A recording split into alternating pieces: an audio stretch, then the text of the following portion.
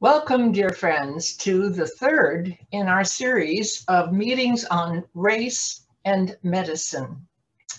This program tonight will especially focus on the impact of disparities that have occurred as a result of the coronavirus pandemic.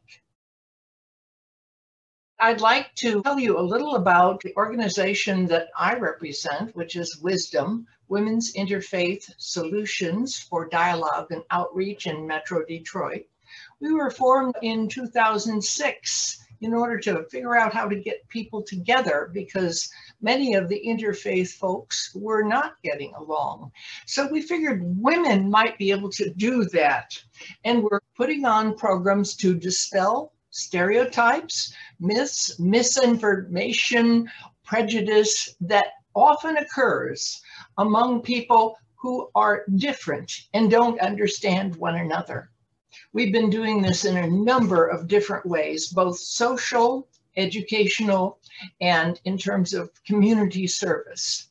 Tonight, Wisdom is co-sponsoring with Trust Messengers this series on race and medicine. Wisdom has a signature program called 5 Women, 5 Journeys. How different are we?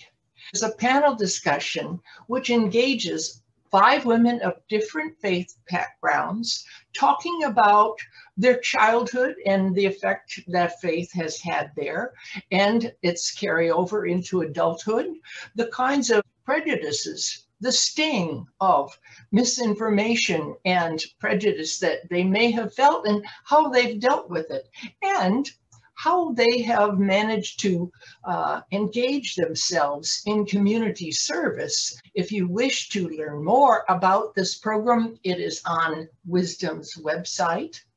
It gives me great pleasure tonight to introduce our hostess, Dr. Oveta Fuller, who is an associate professor of immunology and microbiology at the University of Michigan's Medical School, and an adjunct professor at Payne Theological Seminary. And Dr. Fuller is now going to lead us in this dialogue with Dr. Syed, which I'm sure you're going to learn a great deal from. Thank you, Paula. It's so good to see everyone again and to welcome you to our third in the series, Race and Medicine. It's so nice to know that Wisdom is trying to do those difficult things of bringing people together from different religions and different places to look at how we might coexist and build a better world. It is a real joy to explore these issues so that we can be informed and know how we can function as we go forth. The first series that we had was on generational trauma with Dr. Jesslyn Anderson, who focused on the trauma and legacy from enslavement in America and how that has permeated everything that we do in medicine and how healthcare, as well as so many other aspects of our lives, are affected. And then about a month ago, we had our second in the series with Judy Niemer Moon of the First Nations, who talked to us about what has been happening with our brothers and sisters who were the First Nations in the North and South America, and how their issues are often hidden. And certainly we've seen some revelations in the news about children who went to residential schools whose bodies have been found. So tonight we will look at race and medicine, what COVID-19 revealed. And we wanted to do the previous two before, such that you could get the background as to why COVID-19 may be doing what it's doing. And that's what we're going to begin to unravel tonight with a wonderful guest who I'm really delighted to work with, Dr. Uzma Syed. Dr. Syed, welcome. Let me give a brief introduction of you. Thank you for joining us tonight. Dr. Syed is a board-certified infectious disease specialist. She's also director of the Antimicrobial Center of Excellence at Good Samaritan Medical Center. She's in New York City, or New York, in Bay Shore, New York. She's a principal investigator on several COVID therapeutic clinical trials. So when we talk about the trials that allow the vaccine data to come forth, she has been part of those clinical trials looking at drugs and therapeutics as opposed to vaccines. She's also a fellow of the Infectious Disease Society, where she serves on the Inclusion, Diversity, Access, and Equity Task Force. She's been very involved in the community for a very long time. Her passion is education. She's the founder of a 501c3 organization called Align Us, which teaches students at all ages about medical residence and infectious diseases. She's a member of the Nassau County Police Commissioners Community Council, where she was recognized as a female trailblazer and as a woman of distinction in her community. She's worked with refugees, she's worked with UNICEF, she's done many, many things, but during this time has stepped up to the plate to work with COVID and to help get information about this disease, this infection to people. She's been on several media outlets as an expert in infectious disease, including BBC, the CBS, ABC, NPR, and others. And I happen to know that she's a mother and a wife.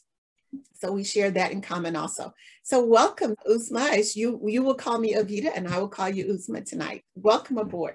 Thank you so much, Oveta, for that warm welcome. I'm just so delighted to be here and to really have this very important conversation and engage in this dialogue with you and with everyone that's joining us here tonight. Thank you. So I just want, before we get into the content, I just want to learn a little bit more about you. So infectious diseases, how did you choose that specialty? So this is a really interesting story. So, medicine is very diverse. There are many subspecialties that you can pursue. For me, I knew medicine was a passion of mine from a very young age. But what particular field in medicine, you don't necessarily know that. Some people go into it thinking, I mean, when I was young, I thought I was going to be a neurosurgeon. That's what I thought I was going to do. And then, I had a clerkship in neurology, and, it wasn't exactly as exciting as I thought it was going to be. So, you go through these different paths and you try different fields and subspecialties. And that's essentially what I based my nonprofit Align Us on, giving high school students that exposure to different industries. And my first day on my infectious diseases rotation was just that aha moment for me. Everything just kind of fell into place. It was so exciting. For me, medicine is very much like detective work, and it's a very cerebral field where you're constantly thinking and trying to figure out, solve that mystery. You never know what kind of patient is going to come in the door next. You don't know what kind of case you'll have in the hospital, and you have to put on your detective hat and really try figuring out from really good history taking and physical exam skills, and then using all the data that you have to come up with their diagnosis. And then, the great part about our field is that we have therapeutics, we have treatments that we can give to our patients and get them better. And, we see this recovery, and we can follow our patients for a long time. So it was very, very exciting, and it was never a dull moment. And it was my passion. I was very happy that I found it early on, and was able to pursue this field. And obviously with the current global pandemic that we're in, global health is one of my passions. And this is, this pandemic, unfortunately, from 2019 December, when we first started, hearing about it, we had that sinking feeling in the pit of our stomachs. And it really is like our wildest dream and our biggest nightmare all wrapped into one, and it's been exactly that kind of a ride. And I can see how you are excited about microbes which cause infectious diseases. We're not excited about the diseases, but we want to help solve those issues and make people better. And so I know that you did a TED Talk that is going to be featured on one of our slides here. And so it seems to me that you have come to the kingdom for such a time as this. And so I'm really delighted to have this discussion tonight, where we will talk about some of the issues that have come up, how we got to where we are. But before I do that, I want to dedicate this evening as a tribute. And it's a tribute to the lives that have been affected by COVID-19 pandemic, all lives, from the very young to those elderly who were most susceptible early on. To people who have lost parents and relatives, sisters and brothers, not only to COVID, but to other things that have come about during the season. To the families that have lost loved ones, and to the frontline workers, physicians, healthcare workers, those who drive our trucks and keep the food stores supplied. We just thank you for working tirelessly and at great risk to care for all of us during this time.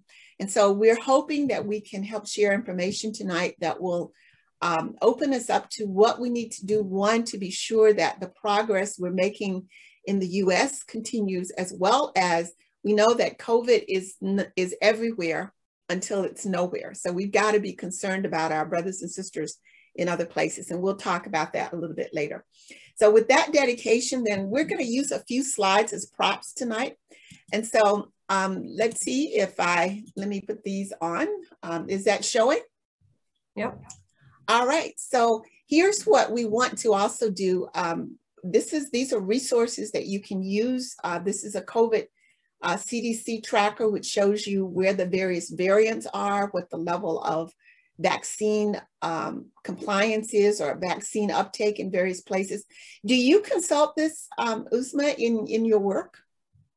I'm not part of this committee, but I use the data frequently, obviously. Yeah, that's what I mean. You go to this site to see. Oh yeah, absolutely. Yes. Yeah, absolutely. This is that, and obviously early on we were using primarily Johns Hopkins, data, which was a great resource. And then obviously there's just been tremendous work done by the CDC as well. So, we have a lot of resources at our fingertips now. So it's good to know that even the clinicians use this data, because I use this data as well. And this is what happens when we go to our doctors like you, and something that's reportable gets reported. It goes ultimately to the county health department, the state health department, and then to the national levels. Is that correct? That's correct. Absolutely. And so this is something that you can use often because it's available to everyone. This is Dr. Syed's TED Talk that I encourage you to listen to. This is a paper and an interview on the health economics or economic disparities that we're going to be talking about tonight. And then these are videos that have been made by Trust Messenger that give some of the background of what coronavirus is, what COVID-19 is, the vaccines and how they work. And so you'll see slides here tonight, but we're not going to go through them. So what we want you to do tonight is get the takeaway that it is time for community organizations, institutions, individuals to intentionally be proactive in seeking and engaging in health advocacy. And I know, Uzma, that's something that comes across in your TED Talk. You want to just comment on why you think that's so critical? I think this, this pandemic that we're in actually just, embodies all of that, and how long, everything has sort of been an undercurrent and kind of brushed under the rug. And, it really has, this COVID-19 pandemic's really brought everything to the surface for the whole world to see. And we continue to see, the most marginalized communities most affected in every circumstance. And it's just not enough for us to, turn a blind eye to this anymore. It's really up to us, to all of us, to really make an effort to really enact change that is going to sustain us for the long run. We keep saying during this this time of this pandemic that we are all in this together, and in so many ways that holds true, and yet not true in so many ways. We saw right up front, because of the inequities, not everybody has the same privilege, in the same circumstances equally, whether it be nationally or globally. But for us to preserve, human life, and to really go on and have this global community and have this world be here for our children and our children's children, it's really up to us to really make that effort and do something to enact changes that is going to sustain us for the long run. I know you've been involved in many of the community engagements, and I know you're working with the White House faith-based organizations group, as I am as well. So how do you see that COVID-19's impact has helped to unveil what's been going on in terms of what the political policy or the political will is to do something about it? You may be actually more privy to those conversations than I am. I think the thing that we have seen very clearly is really the disproportionate impact that it has, right? The numbers are all there. I personally have seen it first and foremost, just, being on the front lines in New York, having the first wave of COVID and being in the surge, in the thick of it. It was an experience that I can't even really put into words. I try to formulate that a little bit in my TED Talk, and I share this with people frequently because it is something that I would never want anybody to experience, and time again, we've come so far and we've made so much progress, but we sort of find ourselves in these scenarios again where we are unfortunately having these surges occurring. You know, we had our second wave and our third wave. And it's really something at this point where, you know, we know where the problems are. You know, we've seen it very clearly. It is not something that's, you know, like I said, can be swept under the rug. It is right in our faces. And, you know, we have to do something about it. So just seeing the mortality in New York, especially, it was really alarming. The amount of, you know, disease, disability, despair, and death that was just coming in the wave, and just the number of people that were impacted simultaneously by this virus, and the disease that it caused. And obviously we were learning so much about this novel virus and the disease that it causes, and we were really working in real time. But everything that we had learned until now that we know to be tried and true and to work for, you know, these type of illnesses was really ineffective. And so what happened is we were losing people on a daily basis. And it's something very difficult for us as medical professionals, you know, especially, you know, as physicians, as I was saying, in infectious diseases, you know, the great thing is that you have a treatment and you get people better, you nurse them back to their health. And to not have that, and to feel completely crippled and helpless and lose people. Even my very first patient that I will never forget, was actually a young, healthy 20-year-old. And, you know, the narrative. Wait, 20-year-old? This was back yep. when New York yep, was the state that we kept seeing exactly. in the news. Yeah. Yep, exactly. 20-year-old. So a 20-year-old. So all this time, you know, I was following very closely what was happening globally, but the story was always that it was going to be the elderly patient, the one who's immunosuppressed, who's got underlying medical conditions, who's going to be at risk. And, you know, those are really the people we have to worry about, and we should do everything to protect those people.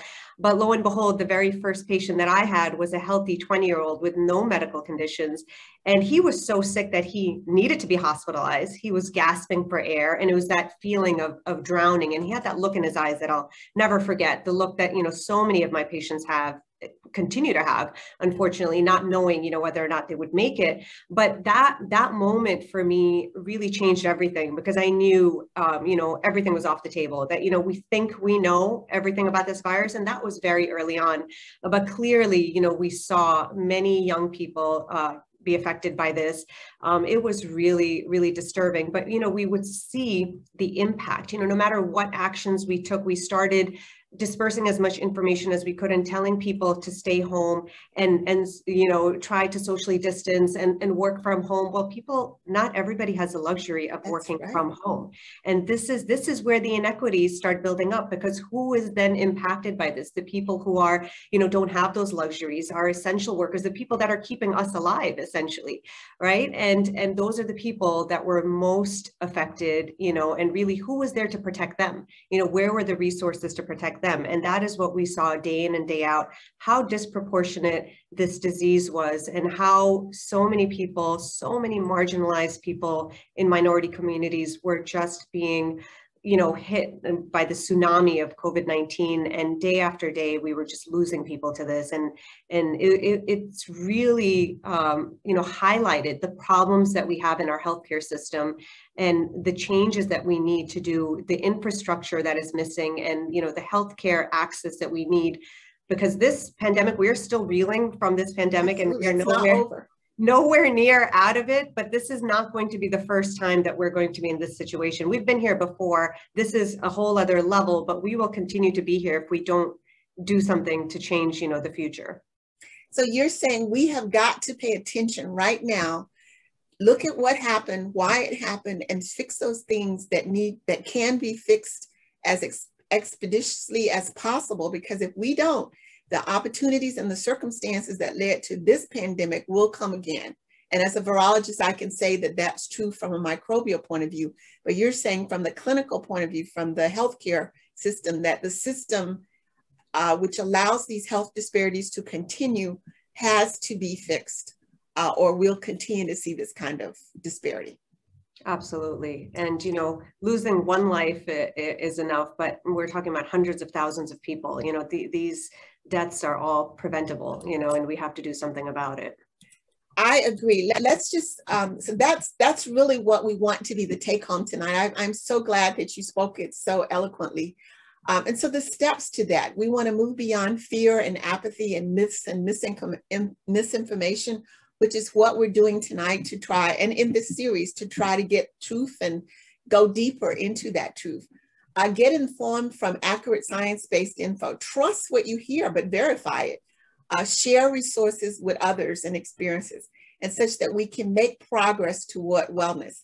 This is the slide that I just was amazed when I saw it. And this looks at the age-adjusted confirmed COVID hospitalizations by race and ethnicity between March 2020, when we first knew this was in the US, to June, this past June. And so we've been looking at this and anticipating getting to tonight, because we've talked about the non-Hispanic or First Nations or American Indians. This is per 100,000 population. This is the non-Hispanic Blacks. This is African Americans. This is the Hispanic or Latinos. And look at these. All of these are over 1,000 per 100,000 of the US population, in comparison to the white population, which is the majority of people, but certainly not the majority per capita of hospitalizations and Asians. And so this really represents the disparity that we've been trying to help to illuminate and ask, why is that? And is that what you saw in the clinics? 100%. This is a reality. This is not, I often get asked, even from the very beginning of the pandemic, I get frequently asked that what we saw on the news, was that all true, or was that, just glorified? Was it sensationalized because of, the media? And I say, absolutely not. These are real people. These are real lives. And this is the reality. This is what we see. This is what we continue to see. And again, even now, if we fast forward to where we have a vaccine, we're seeing the people that are coming in are, again, in the communities who are most affected, most marginalized, who have not yet been vaccinated. Why? Because, so you need people coming in for COVID now, who are being hospitalized for COVID now. You see the same brown and black faces because they're not vaccinated. Exactly. It's the same trend that's been there for the last, 18 months. It's continuing because it's the structural racism that is there in healthcare. And why are these things there? We talked a little bit about, not having the privilege of working from home, but we have to really look at, how is the system set up? We know that their marginalized communities are sort of set up to live in certain areas. And we know that those areas, people don't have access to large healthcare systems in those areas. They don't have access to basic, these people may be exposed to more pollution in these areas. There's more crowding. We know that there are many, many social determinants of health which predispose people to already have underlying medical conditions, whether it be asthma, whether it be diabetes, from having a lack of, access to nutritious foods and things of that nature. And so, these kind of factors really build you up to have these underlying medical conditions. And then we're talking about the lack of access to healthcare. So now you have underlying medical conditions that go unchecked. So, you don't over a period of time. Over a period of time. So you've had years now of diabetes that is being poorly managed because you don't have the privilege of having a large health center in walking distance from your house where you can go, or have the privilege of, having a spouse who can babysit, or have a babysitter. You might be a single parent who's working, who has to continue to work and cannot miss work, lose, a day's pay, or lose your job because then, you lose your house. There's so many confounding factors. Public transportation, taking several buses to make it to an appointment, only to realize that, well, the other bus that you had to take is running late. You show up late to your appointment, your appointment's canceled because you're 15 minutes late, you're 30 minutes late. So what does this do? This deters you from continuing on this path, because there's no, there's no ease in this. There's no resources. There's no support system for you to really motivate you to continue to take care of your health and make your health a priority, because it's simply just not easy. It's made very difficult for you. So that in turn leads you to all these underlying medical conditions that go unchecked, that are, essentially not being managed well. And those medical conditions specifically put you at risk of being a severe COVID patient. So we already have people that are more at risk because of the nature of their work, because of the nature of, where society has put them, having to have a multi-generational household and not having the privilege of socially distancing from family members because, you're sharing living space. You have one bathroom, you're telling people, oh, if you feel sick, stay in a separate bedroom, separate bathroom. I mean, this is not a reality. This is not a reality for so many people. And so, the messaging was wrong to begin with, because you're not taking into account the people that don't have that luxury and the people that are being most impacted by this.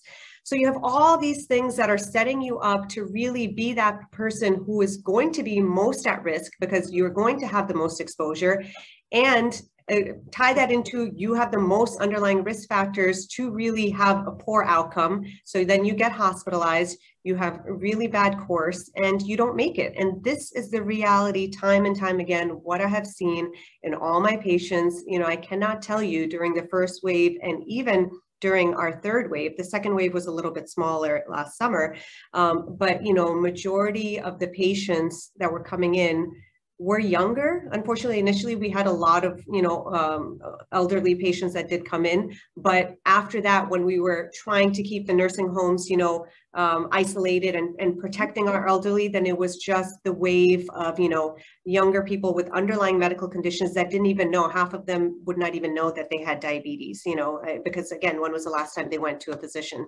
And again, this was the cycle, this vicious cycle that just keeps going, and the lack of resources, not just healthcare resources, but the lack of educational resources for these communities. Who is telling them, giving them the information that this is what you need to do to protect yourself from COVID? That in itself was not there. Yeah, those trusted people, those people who are informed, and that's what we're hoping tonight people will realize that they are part of that solution.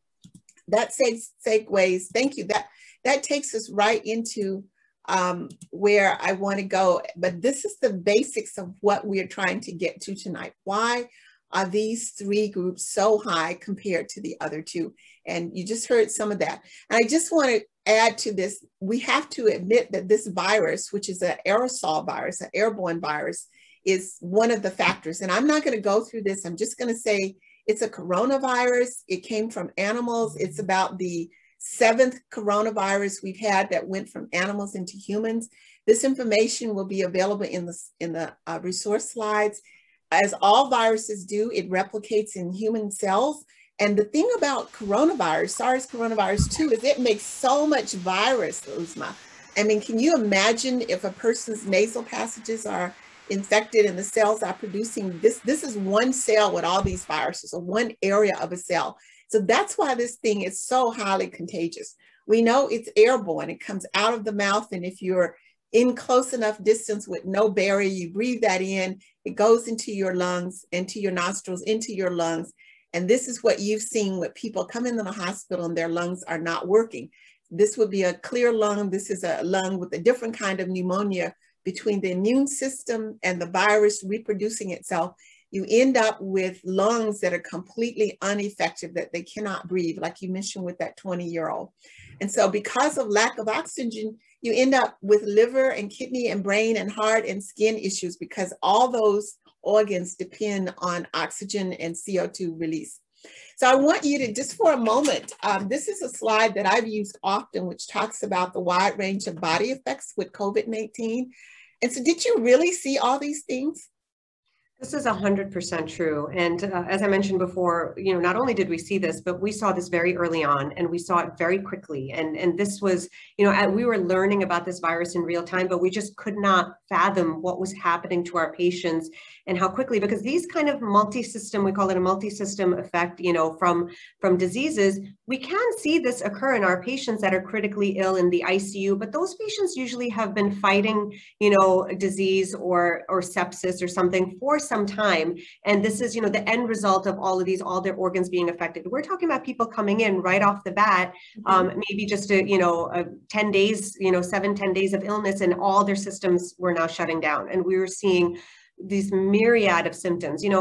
Like I said before, we were talking so much about, SARS-CoV-2 being, a respiratory virus, and people are just thinking that, okay, it's just going to affect your lungs. But no, we saw very quickly what was happening, and we continue to see this. And, we've learned quite a bit about this novel coronavirus, but we've never really seen any other coronavirus really have this kind of impact, and this degree of, this inflammatory effect that we see. I think the mechanism by which all these things are occurring is still being researched. We know that it affects the early immune system in unusual ways.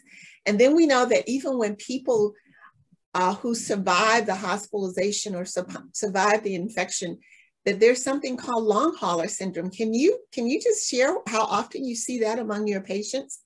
This is something that's really important to highlight because, I have many people that I speak to regularly, who may not have underlying medical conditions, who may be younger, who still have that notion that, even if they get COVID, it will be something mild, or they may be asymptomatic and, it's really not going to affect them. Well, whether or not you're hospitalized, we do know that people that have been hospitalized, and especially, with more severe illness that have needed ICU stay and survived, they do suffer from long COVID for an extended amount of time. But we also know people who are asymptomatic, meaning they have no symptoms whatsoever, tested to be positive, or even people that have very mild illness, just a little, cold, like, flu-like syndrome, and you're better in a few days. They are still suffering from these long COVID symptoms. And as I mentioned before, as we talked about that slide that you were showing where SARS-CoV-2 is affecting so many different organs, well, this is what we see in long COVID too. Patients are suffering, not only do they have, chronic fatigue, they have something called brain fog where they can't concentrate. Their memory is being affected by this. They just don't feel like themselves. We talk very often about losing the sense of smell and taste. That is something that can persist for a long time for people. Now, that might be one of the just a nuance and not something so severe, but when you're talking about having physical disability because of, overwhelming fatigue, because of not being able to concentrate, you're talking about your livelihood. You may not be able to work. You can't, I have young patients who were, athletes and they can't walk a mile without feeling breathlessness, and they can't go about their normal routine. They have severe disability, even people that have really had mild illness. So the people that have had more severe illness, serious illness, who have needed to be hospitalized, they are suffering for a much longer amount of time. And equally so, I have patients who really are not that sick, but they still have some of these symptoms overlapping, and they can't function the way that they used to before their illness. And it's this is not the flu that you feel bad, maybe a week, 2 weeks, maybe 3 weeks, but then you really get back to yourself. You're saying this happens quite frequently for either mild or hospitalized persons. Exactly. And this is something to be taken seriously. Not only is it affecting your lungs, but it affects your heart. People have issues, with they have different heart rhythms where they have issues, chronically now for months on end. We have people, something called cardiomyopathy, people are dealing with that. There was a study that came out a while ago, early on, looking at athletes, the Big Ten athletes, and how they were suffering from, this condition of the heart. And, so this virus causes a lot of damage to a lot of organs and muscles and things that are vital in our body that we don't even understand or think about. Most of us just take for granted a functioning, healthy body. What do you do to treat people, or what do you do to help people who are dealing with the lung syndrome, or can you? Is there anything? What do you recommend? So right now, there's actually a lot of research being done on this. In fact, NIH has several grants that they're getting these research studies going to really study this long COVID, because as you mentioned, we don't even know why the SARS-CoV-2 virus does all the things that it does. And then now we're trying to understand, why are people suffering from these symptoms? Being in the ICU, being in the hospital, that's trauma in itself. So we can understand some of that, where people, once they're released from the hospital, but the actual changes we have seen on, MRIs of people's brains and CAT scans, we've seen the changes that they have actually in their brains from having, this disease. But I don't think the virus replicates in the brain, as I understand it. There's something going on in a mechanism that affects the tissue. Exactly. So, and that's what we're trying to understand. Once we understand the implications and what is causing this, then we can try to figure out how to really alleviate some of those symptoms. Right now, there's nothing. For long COVID, it's just about, giving symptomatic therapy. So making sure that people, if they need inhalers, if they need, intermittently, they need some steroids to help with their breathing, if they need medications to slow down their heart rate because it's going too fast, there's lots of different things that we can do to help with that, but there's no magic solution at this point. You can't fix it. There's not, the virus, we don't even have a magic bullet for the virus, right? We're so far into it, we don't have a cure yet. The things that we have that have been, tested and tried and have shown some benefit, they are, relieving some symptoms, but in the end, if we don't even have a cure for the virus, it's difficult to have a cure for the lingering effects of the virus at this point. Wow. So with long hauler, the virus is also not there, right? I mean, if I recall that there's no virus isolated, people are not shedding virus necessarily who have the long COVID syndrome. So we don't understand it. And that just brings us to the fact that people who are hesitating to get a vaccine that will prevent disease symptoms, some of them up over 90%, are running the risk of all these things with the disease and a virus that we don't understand when there is the vaccine, which, yes, we don't know the long-term effects, but we do know short-term that it protects against those symptoms. So I'm glad we're having this discussion tonight about what COVID-19, what you have seen. And many of us followed New York because we were watching television and we saw what was going on the East Coast when our attention was drawn to the West Coast, supposedly for blocking this virus from entering. It was already here. So I want to turn to, so the disparities and this, what you've described certainly would apply to anyone who gets infected. But what this pandemic uncovered is what we're partly here to discuss tonight. And that is that it wasn't equitable. It didn't just affect everyone. The people and faces that you and other clinicians saw in the hospitals getting tested, on the respirators, in the emergency rooms, coming back for months or weeks after being released because one thing or another, going on dialysis after their kidneys weren't working so well, or having to get heart medications because their heart wasn't working so well, or people losing their jobs or not being able to function because their brain fog. That wasn't proportionate. That was represented more in people of color. So this is some early data from the population and coronavirus deaths. And so on the left of each of these locations, you see the population. And I'm using African Americans because that's what I've been somewhat focusing on. But you see the population, but then you see the percent of deaths, and this was in May 2020. So we'll look at Louisiana and Illinois, with 32% of the population is African American, and 70% early on of the deaths due to COVID was among African Americans. In Illinois, 14% of the population, 42% of the cases and deaths. And this shows you in Chicago, this is the cases, Latinx, Black, white, Asian, other. And that other probably maybe includes our First Nations brothers and sisters. I'm not sure here, because this data wasn't collected initially this way. And once it became noticed that there was such a disparity, then this sort of data was collected. And then this is the deaths in Chicago. And so when we look at this is that table, that graph I showed earlier. And then we can look at now the risk of COVID-19 and look at the cases, hospitalizations, and deaths among different people. So for Native First Nation people, they're 2.4 times more likely, in this case, to die from COVID than, say, someone who is Asian or someone who's white. I mean, these numbers are staggering. This is amazing to me. And yet there are reasons for this, right? There are reasons that you talked about a little bit. Here are some that I had put up in the things that I've been doing. And so I'm wondering if we can just talk about these a little bit and reflect on how the generational trauma, where we've come from, what we've been subject to has led to these socioeconomical differences. I think there's a slide, this is the one I want to get to, which just blew me away when I first saw it.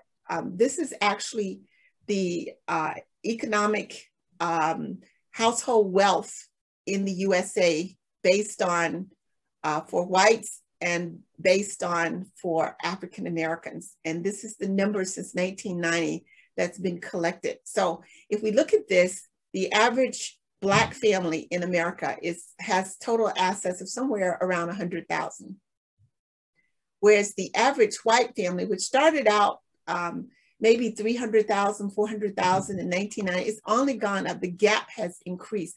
And this, we know this is entrenched from the enslavement that Dr. Jessalyn Anderson talked about and the things that were put in place in institutions to allow this kind of gain to occur. And so this is partly what you were talking about at the beginning about where people live, whether they have transportation, whether they can get to work, whether they have to be on the bus, whether they have a babysitter. And then other things that affect this are underlying medical conditions. So I'm gonna ask you to comment on this. This is a slide which shows some of the selected medical conditions that were predisposed people or allowed people to be more likely to have a higher risk of ending up being hospitalized with COVID. So could you just, I know that I'm not sure you've seen this very long, but could you just comment on how these things intertwined? I think this just plays right into, again, the inherent structural racism that we have. And, you know, that last slide that you showed just really the disproportionate, you know, the lack of access. I mean, we talk about healthcare, but it's not on its own, you know, it's not an entity on its own because it ties into everything. So the socioeconomic status, you know, the lack of resources, the lack of advancement in minority communities, right? So why do we have these disproportionate impact? Why do people have these underlying medical conditions? We talked a little bit about the fact that they don't have the access, but they also have, as you mentioned, generational trauma. They have mistrust. You know, who are their trusted messengers? Well, from healthcare perspective, if you're looking at, you know, marginalized communities, they want to hear from, you know, BIPOC physicians, and there just aren't enough. You know, and why does this happen? Because again, you see over and over again, there's lack of advancement for, you know, women and, you know, and men of color. You know, you're at every stage, you are going to be held back in some way. And so you never really reach that diversity that you need. And so you can't really represent, you know, do a service for the patients when, you know, they don't have trust, except if you are, you know, you want to be what you can't see, right? You can't be what you can't see. We always say that. So, you know, for our patients, I found this to be very true that, you know, no matter how much time I would spend with some of my patients, even just the fact that I am a new doctor for that patient, where their primary medical doctor may not be coming to the hospital. It's the pandemic is ongoing. And this is a new face. I'm a new face that's coming in to talk to them. And I have, you know, a therapeutic that I can offer them that could be life-saving. It's a clinical trial that I'm running. And I'm, you know, having this conversation with my patient and talking to them about the benefits and relating to them and taking my time. And really this, you know, at times has been like a 1 hour, sometimes an hour and a half conversation. But no matter how many measures you take, you know, there's so many layers of, you know, of trust building, which can't happen in just an isolated incident, right? It has to be something that develops over time.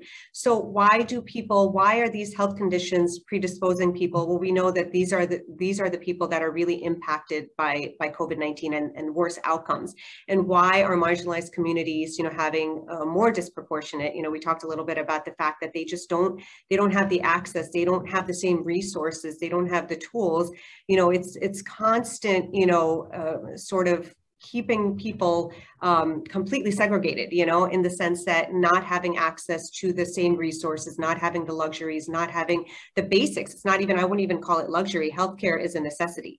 And it just trickles down from every system, whether it's educational system, you know, the workforce. You know, we've seen that the workforce was severely affected. You know, women and women of color, you know, were most impacted by the COVID-19 pandemic. You know, with this She Session, you know, it was just profound how many women were out of work and how they just didn't have the resources to enable them to continue, you know, the work that they had, the time that they had put in to really develop, you know, their career. And this fits with what Dr. Anderson told us about how how women were chattel and how their children were born. They didn't even have an opportunity to bear children to be free. It was property always. And so looking at some of these hypertension, obesity, these are all underlying medical conditions that predispose people to higher levels of risk for COVID-19. And these are some of the other inequities that we find, or disparities that we find with asthma. A person of African-American, again, that's what my stats are, 3 times more likely to have asthma, 25% higher heart chance, percent of heart disease or stroke or breast cancer. All of these things, 8 times more likely to have get infected with HIV, or even children. We talked about this with Dr. Anderson. We didn't talk about these specifically with Judy about with Native Americans, because we were just trying to get the basics with Native Americans. But if you look at the stats, the Native Americans, if you go back to that CDC data, the Native Americans had the highest level per 100K of deaths and hospitalizations from COVID-19. They are our invisible brothers and sisters.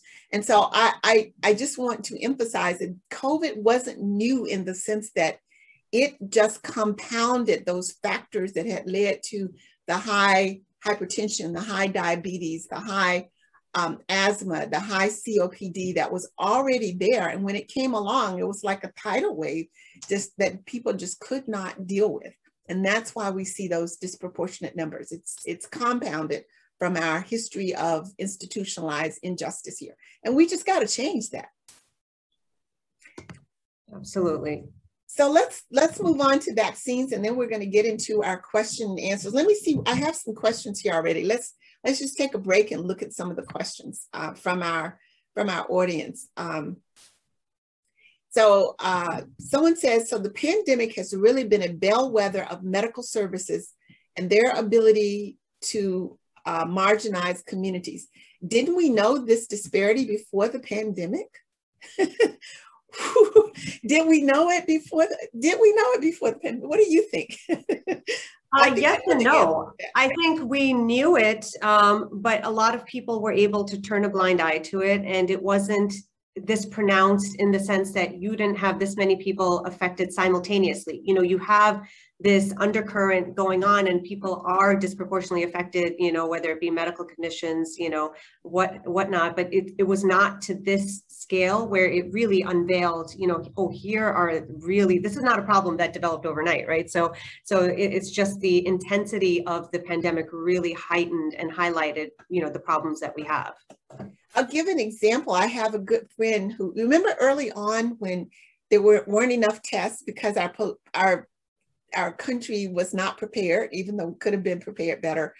So there were not enough tests. So you had to have a certain number of symptoms before you could get tested. Is that right? Am I remembering that correctly? That is absolutely correct. Actually, I had some patients early on that I, you know, wanted to get tested. And in the beginning, you know, first of all, once the test kits were developed, you know, it was from the CDC, we were really happy to have that because finally, you know, we were making some headway, but then it was so strict, you know, the criteria, it was all based on travel history, you know, anyone coming from China. And it was, you know, again, we were so far, we were losing footage here because we already knew the virus was already here, you know, and again, as you mentioned, focusing on the West Coast and not realizing how much, you know, a virus we already had in our community, but you couldn't, if you didn't meet certain criteria, you couldn't even get a test kit, no matter how many hours you spent on the phone with the CDC trying to get it authorized. So wait a minute, you couldn't get it authorized? I could not get a test kit, yeah. And the thing is, that was just in the beginning, because very quickly, as you recall, there were then issues with the test kits and reagent issues. So then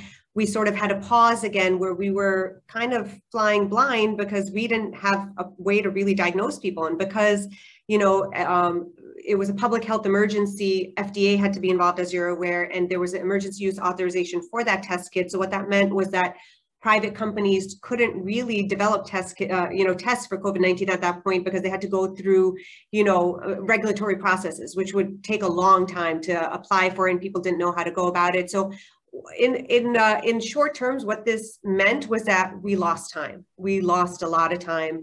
A lot of people, the virus continued to be spread unchecked, basically, and that's why we were hit, hard with the wave and the surge, the way that we had it. People showed up at the emergency room after they had tried to get a test, but they couldn't check the right boxes to qualify. So they went back home, and I've heard people say, so-and-so sent me back home, and by 3 days later, the person couldn't breathe, so they were rushed to the emergency room and ventilated or whatever was necessary to at least just get air into their lives. So the question is, so the healthcare system needs to be fixed. And this is, how do we do that? How do we begin to change that? I don't think we're going to be able to solve that tonight, but I'm hoping we can have you and the other two guests back so we can really delve into how do we fix this as individuals? What's our role? What's the role of organizations like Wisdom and resources like Trust Messengers? What's the role of our voting as we put people in various places, local, state, and national? What's the role of our institutions like your hospital and my university and our medical school here? What's the role of our churches and our faith groups? So we won't be able to cover that tonight, but that's where we're headed, because we don't want this ever to happen again. It is time for a change by whatever means necessary. So let's quickly talk about the vaccines, and we'll get back to some more questions. But that was how do we fix this healthcare system? What is needed, and what's the role of individuals in getting that process done? Because I hope that what COVID has unveiled, and I would love your thoughts on this, is that whereas some people are very comfortable, they can get the healthcare they need, they can navigate these times by not having to be out on the front line for their livelihood. There are many, many, many people in our country who can't do that. And is that the country that we are and are going to continue to be? Exactly. And I guess that's what the question is for those people who think they control institutions. What do you think about that? I think that is the bigger picture. I think that's what we have to look at. What kind of country do we want to continue to build? Like I said before, for our children, our children's children, we are all better than this in so many ways. And we all have a part, that we play in all of this. And this is our opportunity to really make a meaningful change and, really help shape the future of our nation and, learn from our history, learn from our past, learn from our present. And really hope to build a better future for future generations, and our children, and to not be in this place again. And it's, as you mentioned, not going to happen overnight, but we definitely have a lot of things that can be done slowly to really make this impactful change. Is your hospital, I think it's the Good Samaritan Medical Center, mm-hmm. Is it in a diverse neighborhood, or what kind of, who do you serve? So it is diverse because it's actually on the South Shore of Long Island. So we do have, I would say it's a very diverse community. We have, my patients are, Caucasian, they're Latinx, African-American, Black Americans, it's very diverse in that sense. And as I mentioned, with my personal experience, it was remarkable to see, as I mentioned before in the hospital, that how quickly the hospital, within like weeks of our surge, our patients were all, minority patients. It was just alarming to see it was in front of you, the inequities. It was staring you in the face. How did the staff deal with it? Did you ever have meetings about that? So initially, there's a lot of education, with everyone. This is a learning curve for people, because it's hard for people to grasp it, especially people that are so separated from it, that are so, all of us, many people, we're living in our silos, and, it's hard for people to grasp things. And same thing with COVID. I make this analogy where people, if you don't know somebody that's had COVID, sometimes it's hard for you to understand, the impact of it. Same thing with, healthcare workers. Initially the chatter was that, oh, well, there must be a genetic predisposition. That's the only explanation. Why else would everybody be, why else would all the people in the hospital be Latinx or, Black Americans? It doesn't make sense. That is the plausible explanation, not understanding, you know, that these are the problems that we have. And that you, if you don't recognize it and do something about it, are part of keeping that problem, sustaining that problem. Exactly. Wow, we could continue here, but let's go on to the vaccines, because here's the other piece that comes into play. We now are fortunate enough to have developed COVID-19 vaccines that are highly effective. And I don't know, when you first heard about the vaccines, was there high uptake at your place, at your hospital, by the medical staff? So I very early on, you know, obviously I was following the data, and very excited to have, you know, finally something that was going to be, you know, past the phase 3 trials. And I actually had this moment, I'll share this story. I was in the ICU and had finished seeing several ICU patients and had turned around to walk out of the intensive care unit. And there was a nurse from the intensive care unit who made a comment about the vaccine and said, "Oh, did you hear that about the vaccine coming out? I'm definitely not taking that." A nurse said this?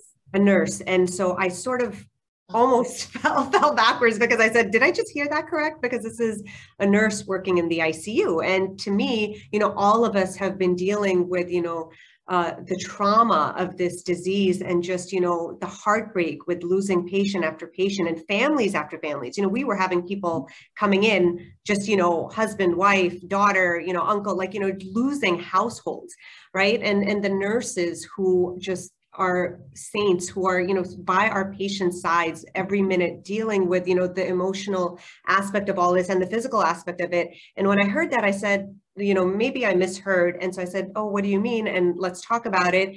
And very quickly, I had a crowd of about 30 people surrounding me as I was answering questions, because to me, this was completely foreign. I had no idea that anybody in healthcare would have concerns or would question the vaccine, because after everything that we have been through, we finally had, you know, some light at the end of the tunnel, that there was, you know, something that could possibly prevent this horrible, horrible disease where we can't save anybody, where people are suffering.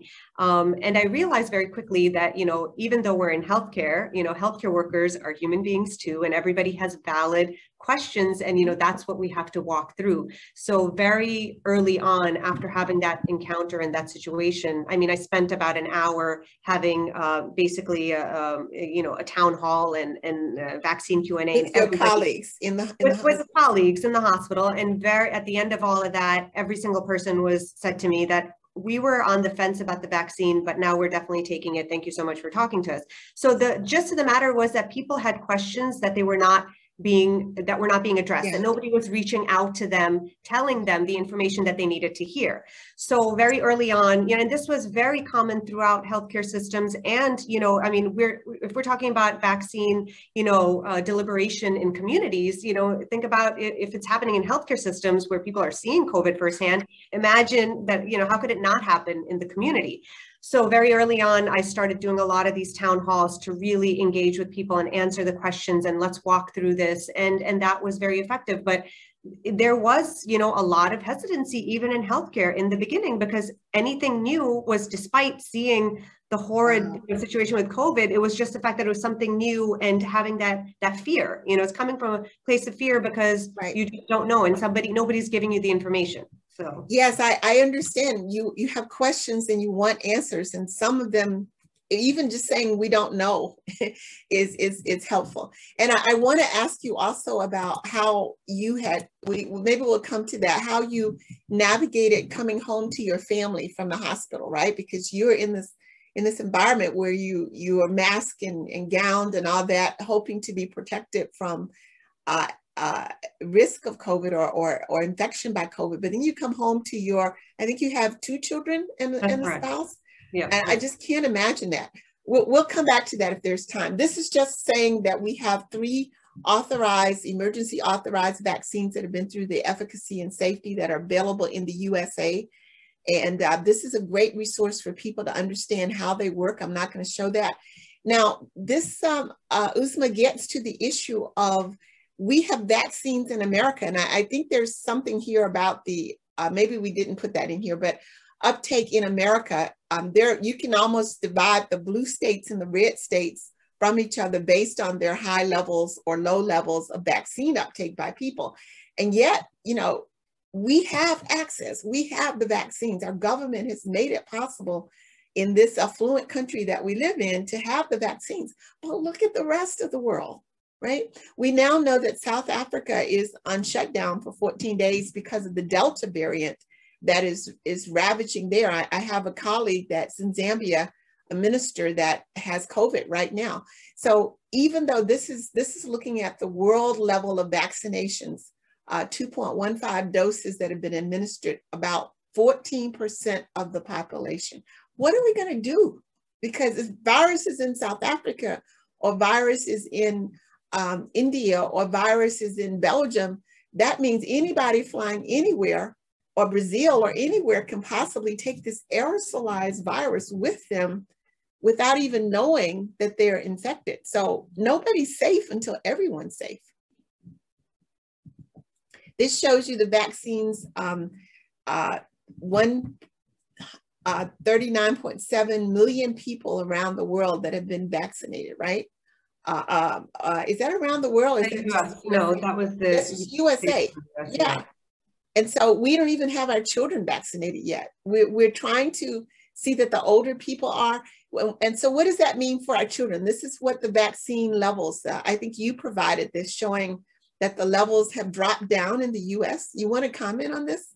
And what can we do about it? Yeah, so a couple of things, you know, as we were engaging, you know, initially the vaccine rollout was obviously, it was a tiered approach because we just didn't have, it was a supply and demand issue, right? So we had to vaccinate the people who are most affected at first. And once we had enough supply and ramped up the supply of the vaccines, essentially everybody who could get a vaccine is offered a vaccine. And that was great. And we started seeing, you know, really great vaccination efforts, you know, nationally, obviously some places better than others, but what did that do? That really drove the virus levels down across the nation, which was great. You know, hospitalizations went down, deaths went down, and we saw just a correlating, you know, circumstance with that. And that was great. But what happened in turn is people sort of got a little complacent, where people started thinking that, oh, okay, the levels are so low, you know, this is great, COVID is gone, you know, and people say, okay, well, I don't need to get vaccinated now because, you know, there's no more COVID. And unfortunately, that's not the reality.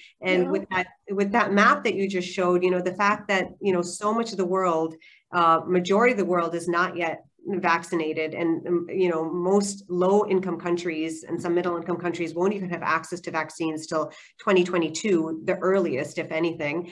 That, you know, as long as this virus is out there and the transmission is there, you know, it will have a chance to continue to mutate, and variants will emerge. And, you know, how do we protect ourselves, you know, from these emerging variants, you know? And so, as you mentioned, we are privileged by living in this nation where we have adequate vaccines.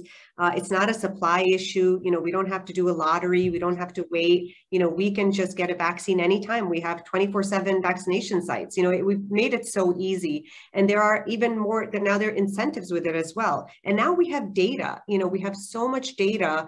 You know, every day we have more and more data showing, you know, how these vaccines are really well tolerated by millions of people. And, you know, and we are seeing this in real time, and we should have comfort in that. We should also know that there is complete transparency in the process. I think that's the thing that I like to discuss most with people, is that, you know, there's checks and balances in place. You know, obviously that has happened throughout the trials. There have been independent bodies that have reviewed all the data to make sure that the vaccines were in fact safe and effective. But we have the reporting system in place, as you mentioned before, that if I have a patient who has some symptoms after a vaccination, you know, they can self-report it to the CDC, to VAERS, or tell me as a physician, and I can report it. And we need to have all of this information, because if there is a safety signal, if there is something like we had, you know, those rare cases of the thrombotic event with Johnson & Johnson, that we know about it, and we know, and we can say, listen, we have options, you know, we can put this warning on the vaccine, you know, and say that, okay, if you're below the age of 50 and a female, you know, you may be at risk of this rare potential side effect, and you have other options, you know. But to have the transparency, I think, is the key in all of this, and to have faith in the system that when there is a pause on the vaccines, it's not because something is terribly wrong. It's to make sure that nothing is terribly wrong, and that can we keep going forward, or do we have to make changes? I think that's the thing that I share with people frequently, is that everything is there and available for viewing on CDC. You can see how many people have been vaccinated. You can see the side effects that people are reporting. You can see exactly what's happening. And so I think, there is, faith. You can have faith in the system, in the sense that, everything is being reported and, and is being made available for public viewing. I think that is so important, the faith in the system. And that's part of the problem. We have not been able to trust the system. People of color, both First Nations, Hispanic, and African Americans and others, have not been able to trust the system, because the system is what has been turned against us time and time and time and time again.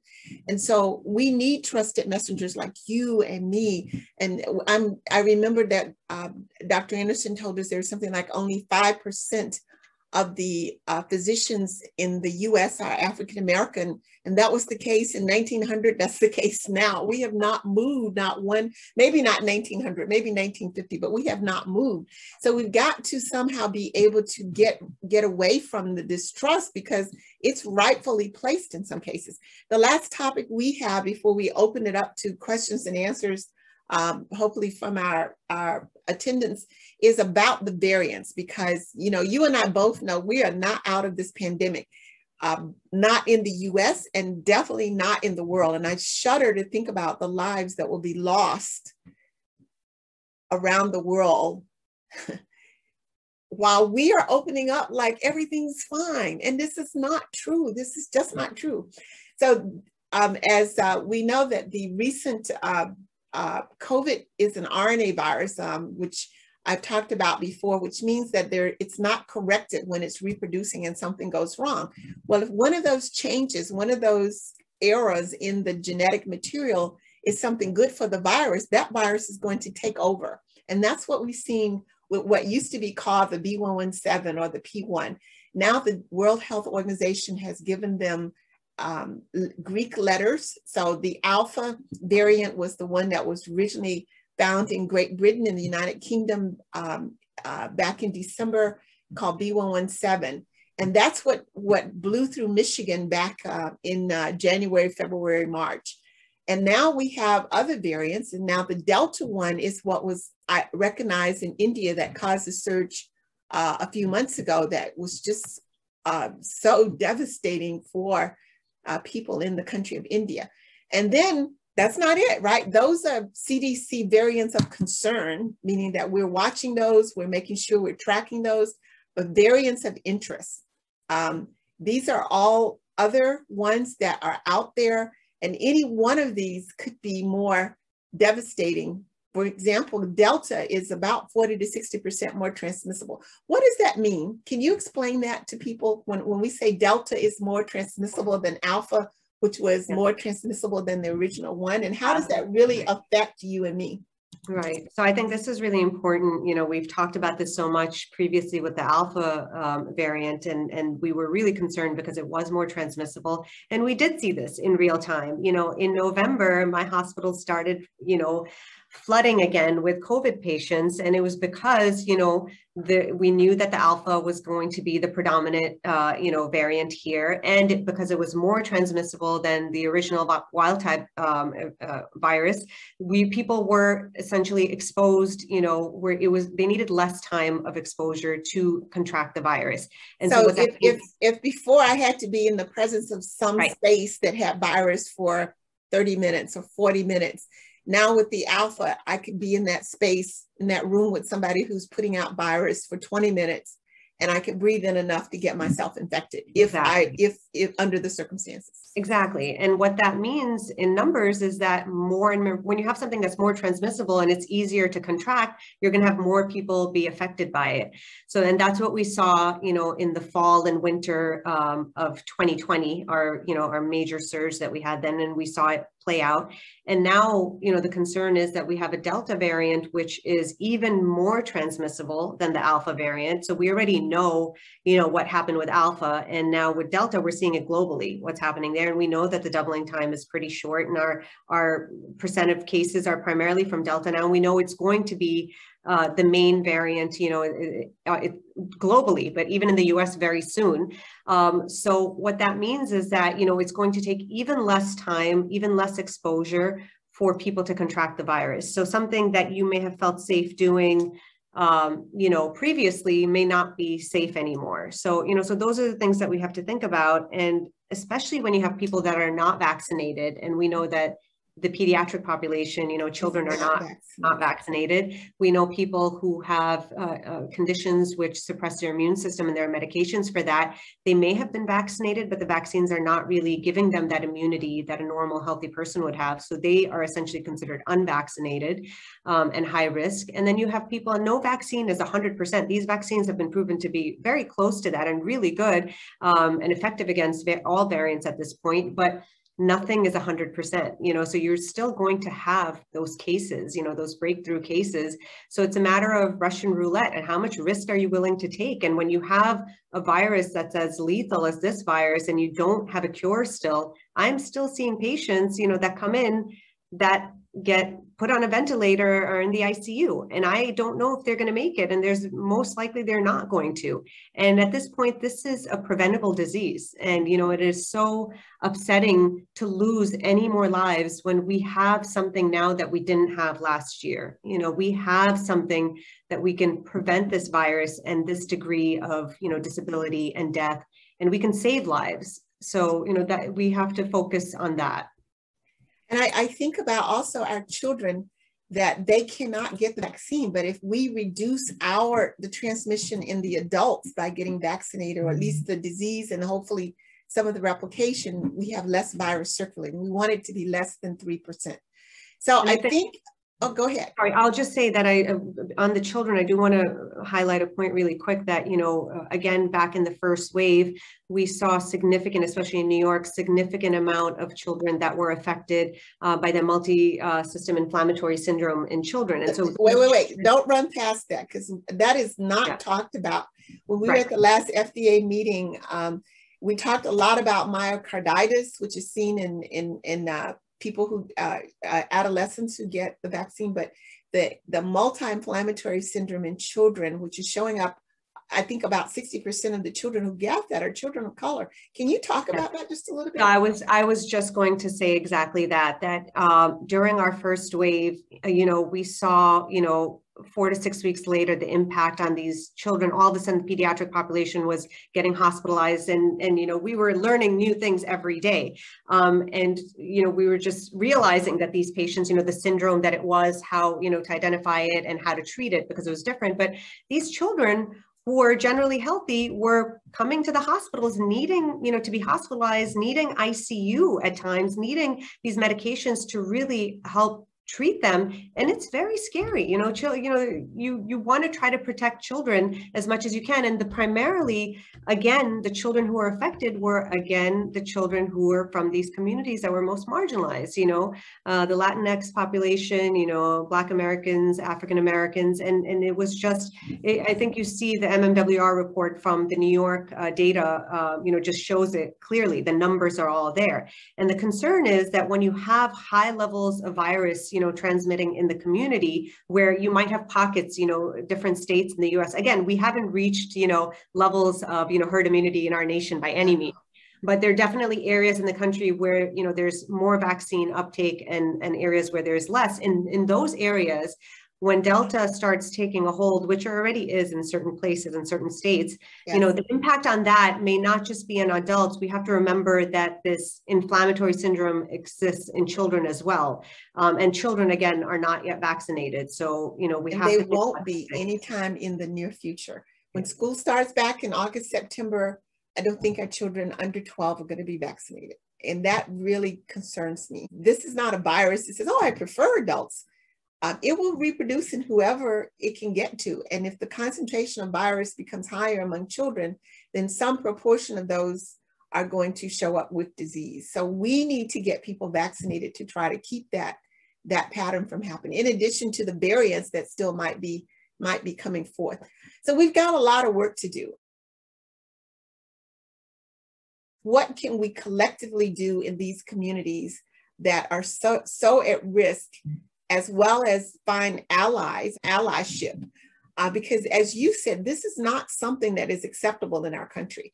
This is America, right? And healthcare and a certain level of health is a right. It's just a right of people. Exactly. And yet the systems that have set up what we're seeing now are not unique to COVID. They've happened because of all the things that we've come through that have never been addressed, and by people who don't even see them. So I say as a minister, people were sat down all over the world by the COVID pandemic such that we could get a good look at what we really are like, and how the inequities that occur just cannot be what human beings allow to happen. These are just simply to indicate how easy it is to transmit COVID. This was the original COVID.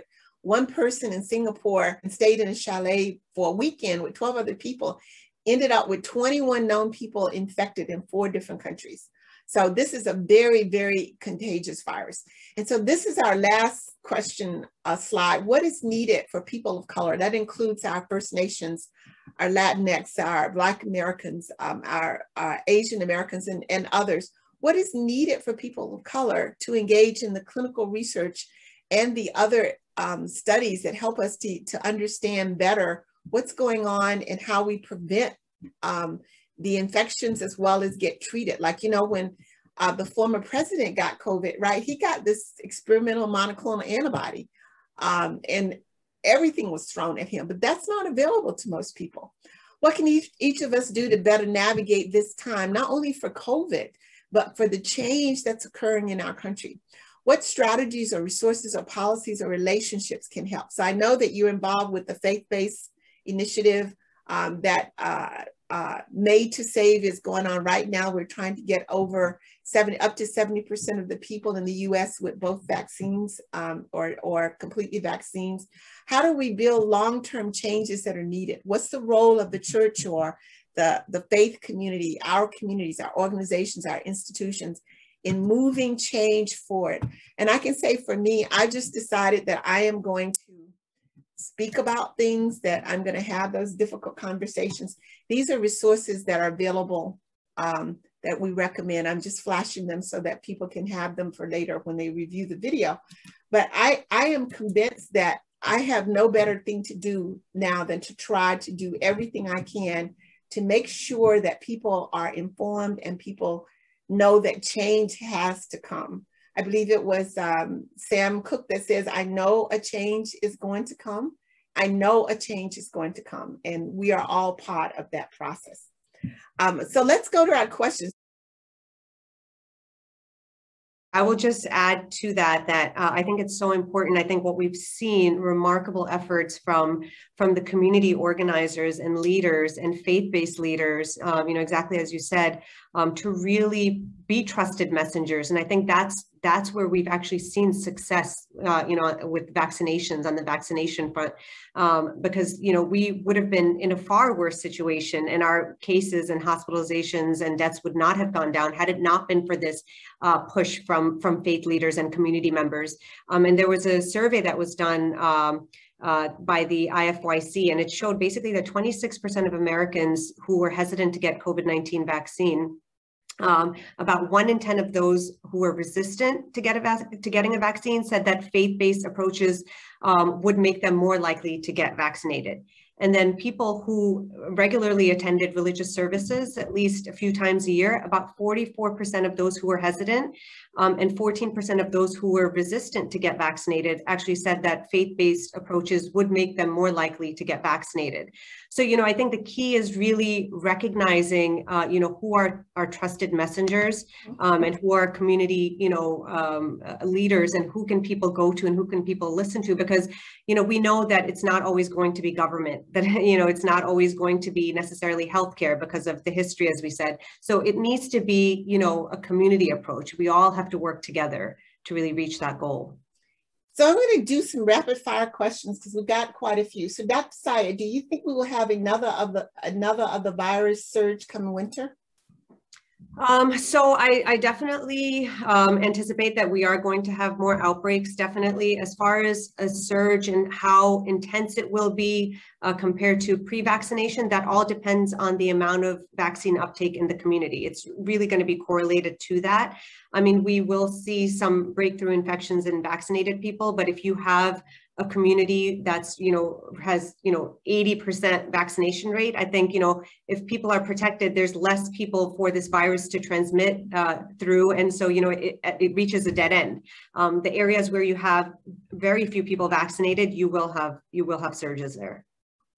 I agree. We will have surges in the winter, particularly in those areas that have lower vaccination. And we may have some in areas that have the higher. Another question, the resistance to getting vaccinated, I've heard, is that we don't know the long-term effects. So will the vaccine work against the virus mutants? What do you think? So two separate things, I think there. So as far as long-term effects go, I think for the most part, if there's any major safety signals, anything, a potential side effect of any vaccination, usually we expect to see those in the first 6 to 8 weeks. And after that, again, we talk about the mRNA vaccines, the viral vector vaccines, we understand that there's no part of live or dead virus in these vaccines. And in theory, the messenger RNA is just giving your body instructions to make that spike protein. And then once it's done doing that, it gets disintegrated by your body, so it doesn't hang around, it doesn't hide in your system to later then reactivate and cause some harm. And it can't, it can't alter your DNA because it doesn't enter the nucleus. So, all of these things that we know scientifically, I think should put us at ease that, it's really unlikely to have any long-term side effects, because in theory and in general with any vaccines historically, usually if something was going to happen, you would see it, in a short time frame as opposed to the long term.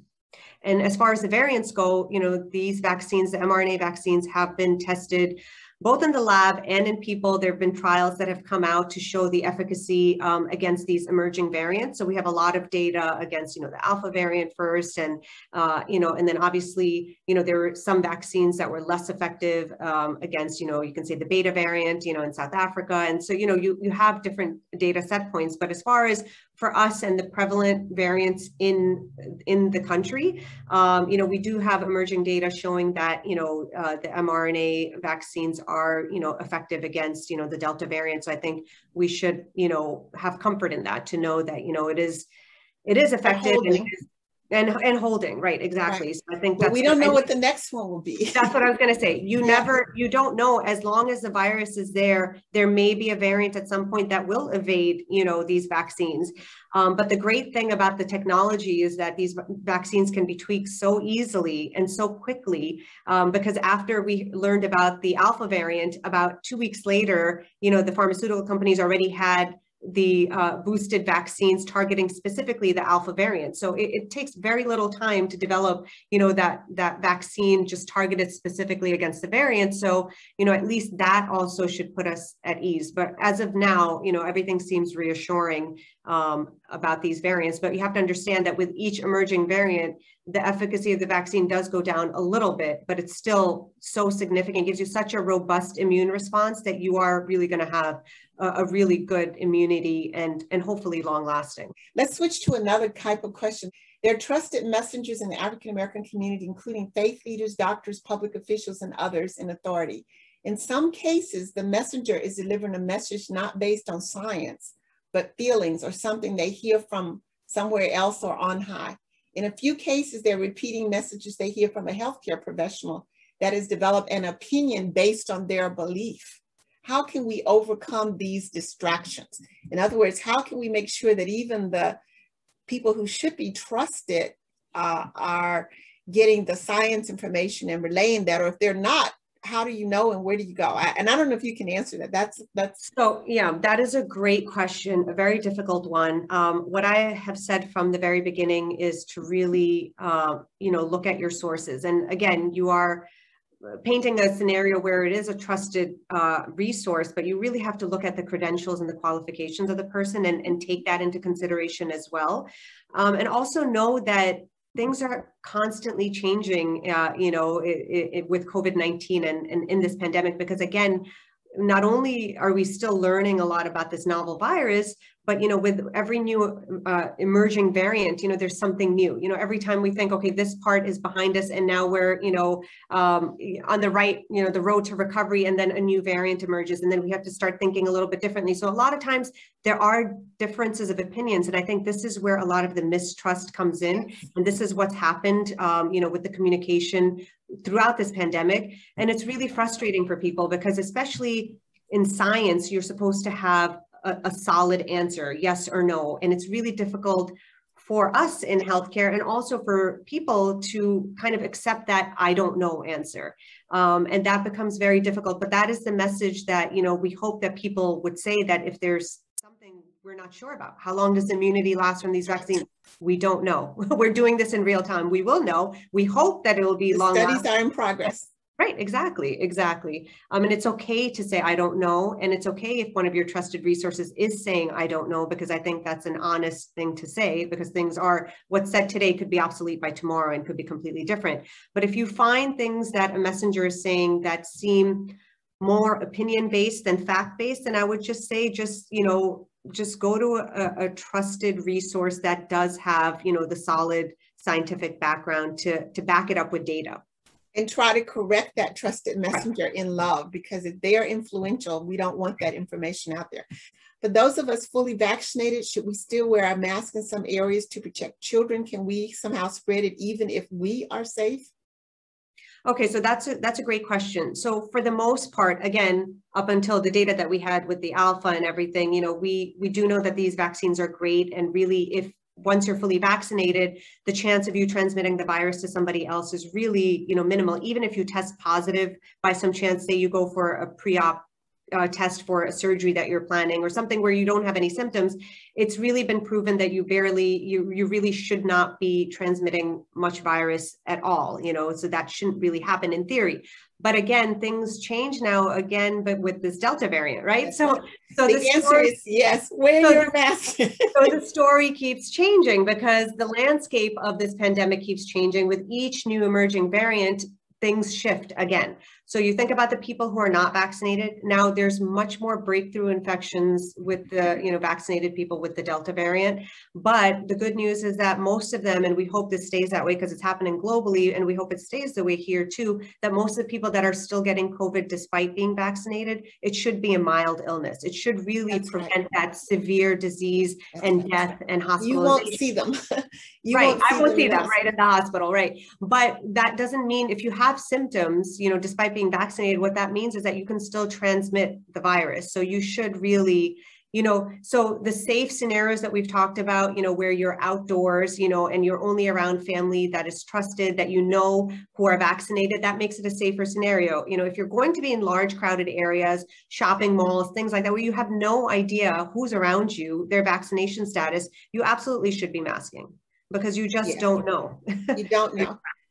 Salma has this question: places that are experiencing vaccine shortage and are only being able to provide one dose of the vaccine, how at risk are these communities for spreading more variants of the virus? So when people are not completely vaccinated. Yeah, that's a great question. And again, globally, this is something that is heartbreaking, and it's, you know, difficult to kind of, you know, wrap your head around that when, you know, we have vaccine, but we have, you know, we don't have the uptake.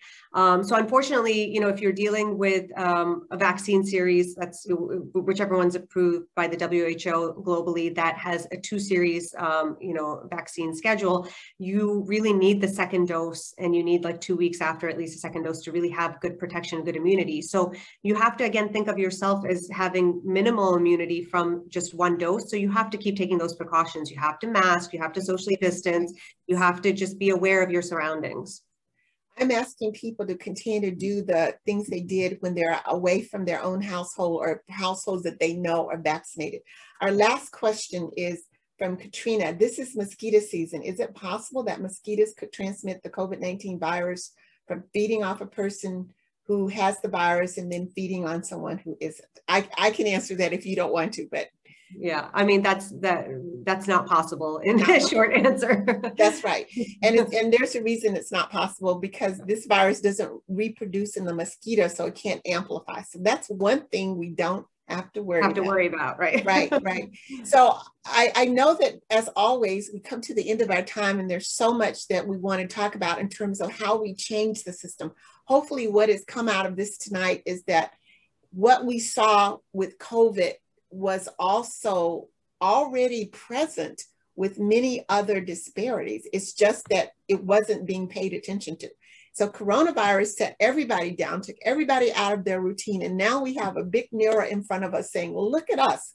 Look at how unequitable and how inhumane things are when it comes to healthcare. What do we need to do to change this in society, not just for health, but for economics and many of those social determinants?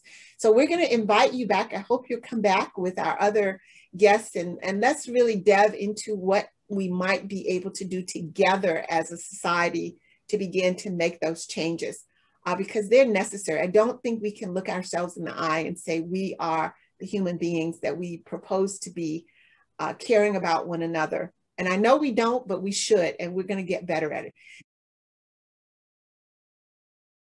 I thank you so much for being here tonight and sharing what COVID unveiled from your perspective. Because this is a wisdom event and a trust messenger partnership, we're going to ask that you close out with a blessing or a prayer, and then we'll turn it back over to our wisdom host, Paula Drelwick, to close us out. So thank you so much, Dr. Syed, and I wish you well, you and your family. Keep well, and it's been a pleasure. I hope to talk to you more. Thank you so much. أعوذ بالله من الشيطان الرجيم بسم الله الرحمن الرحيم ربنا آتنا في الدنيا حسنة وفي الآخرة حسنة وقنا عذاب النار.